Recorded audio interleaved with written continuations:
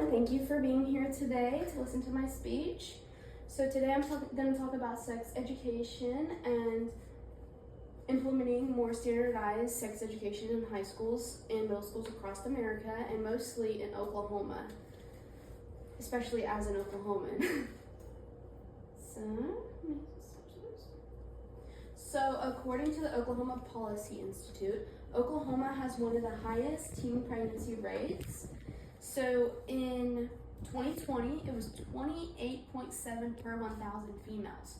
So that's well above the national level, which is 16.7, at least in 2020. So in Oklahoma is also ranked 6th in poverty according to the CDC. So according to the Oklahoma State Department of Health, teen pregnancy is closely linked to the number of critical issues such as poverty, educational attainment, and increased healthcare costs.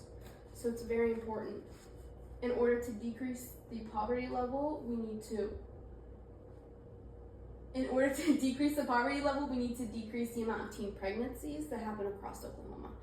And one of those ways is teaching sex education properly. So second of all, we're going to talk about STDs across America. Oklahoma is also ranked extremely high in STDs. Mostly chlamydia is one of the top contenders. So according to the Oklahoma State Department of Health, only around 54% of teens reported to have used condoms during their last sexual intercourse. So that is very closely related, as condoms help protect against STDs. So just by using a simple condom such as this, we can prevent the spread of disease, just like wearing a mask.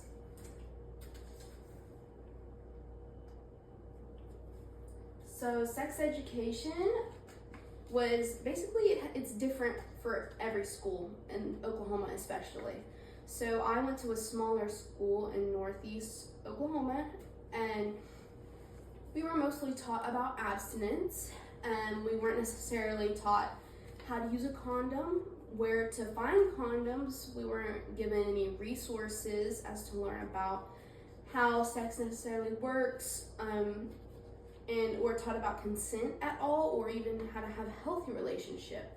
So it kind of, in comparison, I interviewed another girl, Jocelyn, around my age, and she went to a larger school, Norman Public Schools, where they received similar sex education, and she said it wasn't like sex education, more like anatomy. So she was taught more that the sperm meets the egg and forms a fetus. So then she wasn't necessarily taught the fundamentals about sex. So they didn't even tell them where to get condoms or how to use it, just like what I experienced as well. So in comparison, from my high school, there were around 6 or 7 teen pregnancies, either during high school or right after we graduated. And my mother was also a teen parent, and this really hindered her ability to have a successful career and, receive an education. So she wanted to be a nurse, but unfortunately that was not possible, as she had to take care of a child, and they lived in poverty in a lower income area as well. So I have a few solutions. Lastly, I have a few solutions to this problem. Mostly, I would urge you all to contact the state superintendent, or even we can start at a smaller scale and go to our local schools and local government, and just honestly tell them about the issue, so that we can make a healthier future for all of our youth in Oklahoma, and overall make the state a better place to live.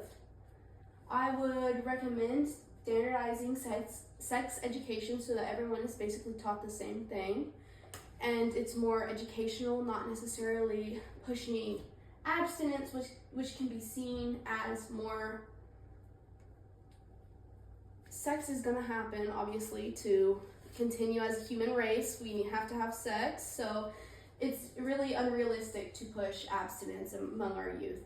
So, and I would also in that standardized sex education include learning about consent, how to have a healthy relationship, and I would also like to implement this in middle school and in high school, since everyone starts at a different age having intercourse.